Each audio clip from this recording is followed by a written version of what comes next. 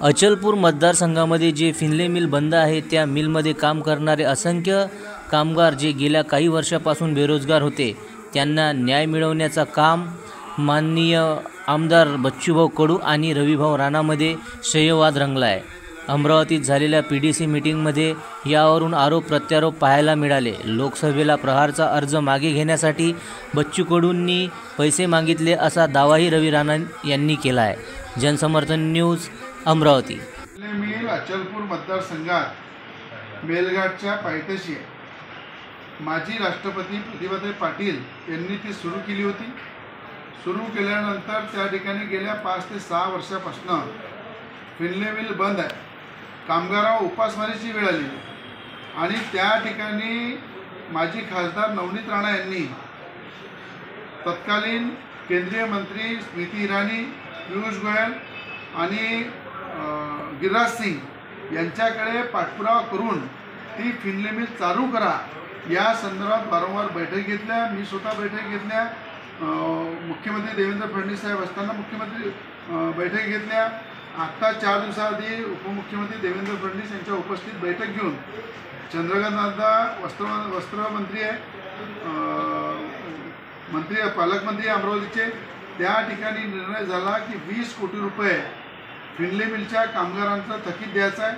फिनले mill सुरू करायची आहे आणि जे हजारो कामगार बेरोजगार झाले त्यांच्या हाताला रोजगार द्यायचा आहे। या सातत्याच्या पाठपुरावामुळं, नवनीत राणांनी केलेल्या पाठपुरावामुळं, एक आमदार म्हणून मी केलेल्या पाठपुरावामुळं खऱ्या अर्थानं ती मिल राज्य सरकारने चालवण्यासाठी घेण्यासंदर्भात केंद्राला उपमुख्यमंत्री देवेंद्र फडणवीस यांनी पत्र पाठवलं आणि त्या संदर्भात सह्याद्रीमध्ये बैठकसुद्धा झाली। ही बैठक मी स्वतः लावली आणि आज आयत्या पिठाचा नागोबा हा बच्चू कडू आज त्या ठिकाणी सांगते की मी करून आणलं। मला त्याला आव्हान आहे की गेल्या 5 वर्षापासूनचा पाठपुरावा माजी खासदारांनी नवनीत राणांनी केलेला पाठपुरावा, मी केलेला पाठपुरावा, गिरणी कामगारांनी केलेला पाठपुरावा, जिथे म्हणाल तिथे बसायला तयार आहे आणि दूधचं दूध पाणीचं पाणी करायला तयार आहे। अचलपूर मतदारसंघामध्ये एक सुद्धा उद्योग त्या ठिकाणी बच्चू कडूंनी आजपर्यंत आणलं, कुठल्या प्रकारचं गव्हर्नमेंटचं सिनियर कॉलेज आणलं नाही युवकांच्या दृष्टीने। आज अचलपूर मतदारसंघाचा विकास गड्ड्यात खड्डे खड्ड्यात गड्डे अशी परिस्थिती गावागावामध्ये आणि हा पठ्ठा महाराष्ट्रामध्ये वेगवेगळ्या जिल्ह्यामध्ये जाऊन नेत्यांना शिवा देतो, त्या ठिकाणी जाऊन मोठमोठे आश्वासन देतो, नौटंकी करतो, टोळ्या करतो। असा टोळा करणारा बच्चू आज खऱ्या अर्थानं अचलपूर मतदारसंघामध्ये का दिवा लावला नाही, का उद्योग चालू केले नाही? केंद्राची सबसिडी दाल मिलमध्ये खाल्ली, कोयल्याच्या प्रोजेक्टमध्ये केंद्राची राज्याची सबसिडी खाल्ली, पण सगळे उद्योग बंद झाले। म्हणून त्याची नौटंकी अचलपूर मतदारसंघाला तर माहीतच आहे, पण राज्याच्या अनेक भागामध्ये सुद्धा माहीत झालेली आहे की हा सत्ता परिवर्तनासाठी सुद्धा पैसे घेतो, एखादा पाळ्यासाठी पैसे घेतो, एखादा निवडून येण्यासाठी पैसे घेतो।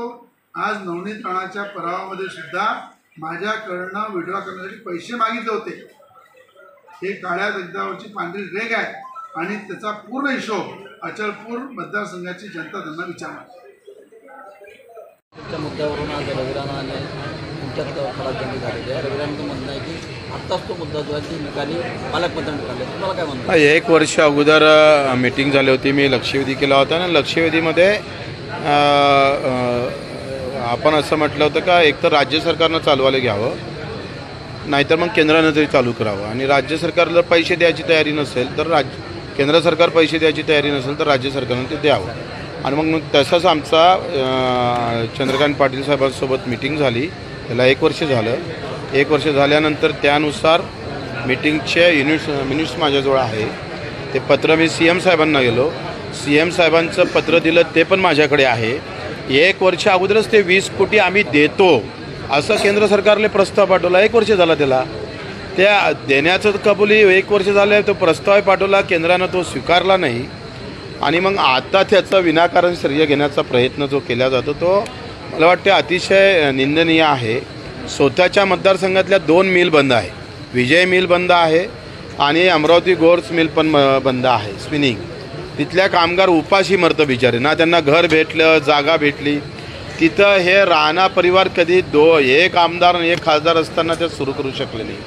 आणि ज्या मिलवर आम्ही सातत्यानं प्रयत्न केला, इवन 50%च पगार दिला जात होतं. मी राज्यमंत्री असताना हा प्रस्ताव आपण पाठवला, त्याला 2 वर्ष झाले. आणि त्या काळात आपण 20 ते 23पर्यंत 100% पगार भेटत होता. नंतर खासदार असूनसुद्धा या भागातल्या कामगारांना केंद्र सरकारची हे मिल केंद्र सरकारची मिल आहे आणि केंद्र सरकारच्या मिलनं ह्या आमच्या नवनीत राणा खासदार असताना फक्त 50%च पगार देत होता. तेव्हा एक शब्द त्या लोकसभेमध्ये विचारला गेला नाही. काल मीटिंग झाली तेव्हा मी हे लक्षात आणून दिलं का कामगार ॲक्टनुसार 100% पगार देणं गरजेचं आहे. तेव्हा देवेंद्रजींना कबूल केलं का आम्ही 100% पगार देण्यास भाग पाडू. तो त्याने कबूल केल्यानंतर तो भेटेल आहे. आता 100% पगार भेटला तर किमान आमच्या कामगाराच्या आत्महत्या होणार नाही. मिल सुरू करण्याबाबत, पूर्ण मिल सुरू करण्याबाबत जर विचार केला तर हा केंद्राचं धोरण आहे, केंद्राची पॉलिसी आहे. किती मिल सुरू करायच्या, किती नाही सुरू करायच्या, हे पूर्ण विषय केंद्राधीन आहे. हे देवेंद्र फडणवीसने 10 कबूल केलेलं आहे. मला जे मी प्रश्न उत्तराच्या तासात त्यांनी म्हटलं की बच्चू हा विषय केंद्राचा आहे, आम्ही त्या स्तरावर प्रयत्न करू. पण खापर माझ्या डोक्यावर फोडण्याचा जो प्रयत्न चालू आहे हा अतिशय निंदनीय आहे. मला वाटते तुम्ही खासदार होत्या, तुमचं सरकार होतं आणि मिल काँग्रेसच्या काळात सुरू झाली आणि भाजपच्या काळात ते बंद पडली, याचं थोडं दुःख वाटलं पाहिजे. तुमच्या काळात ते मिल कशी बंद पडली याची थोडीशी लाज वाटणं गरजेची आहे. उलट आपणच ते बंद पाडण्याचा जो काही प्रयत्न झाला केंद्र सरकारकडून त्यावर आपण काही करू शकले नाही. 4 वर्ष मिल बंद आहे, अजूनही बंद आहे. अभिनंदन केलं, ते अभिनंदन किती संयुक्त जर मिल सुरू झाली नसेल तर मिलचा सध्या केंद्र सरकार जिथपर्यंत धोरण करत नाही तेव्हा राज्य सरकार काहीच करू शकत. हे तर सूर्यप्रकाशा एवढं सत्य आहे. पण किती बुद्ध लोकांना मूर्खात काढायचं याचे काही लिमिट असलं पाहिजे ना. राज्य सरकारनं उद्या निर्णय घेतला का मी मिल सुरू करतो, करू शकतं का? नाही करू शकत. जेथपर्यंत केंद्र याच्यावर निर्णय घेत नाही. 26 मिल राज्यातल्या देशातल्या बंद आहे, त्यातल्या 2 महाराष्ट्राचे आहे. MP बाजूची मिल बंद आहे. आणि तेव्हा केंद्र सरकारनं 26 मिलच्या माध्यमातून असंख्य तरुणांना बेरोजगार केलं.